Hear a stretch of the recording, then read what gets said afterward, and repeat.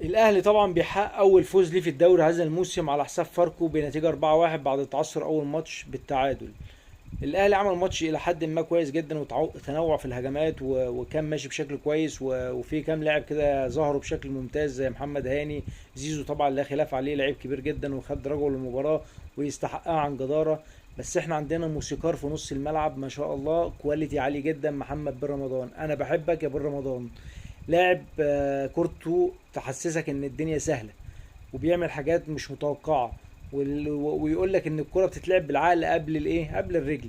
بن شرقي طبعا الشوط الاول ما كانش حلو، الشوط الثاني كان ممتاز. اللي انا عايز افهمه تريزيجيه، مالك يا تريزيجيه؟ الاداء سيء جدا. واستفسار بقى بسيط، طبعا مصطفى شوبير غلطه وما ينفعش نقصه عليه عشان خاطر لازم يتعلم، لان قاعد بقاله قرن في الدكه. اللي انا عايز افهمه، انت ازاي يا مدرب تطلع ديانج؟ ديانج ده ما يطلعش الا اذا كان عندك بديله.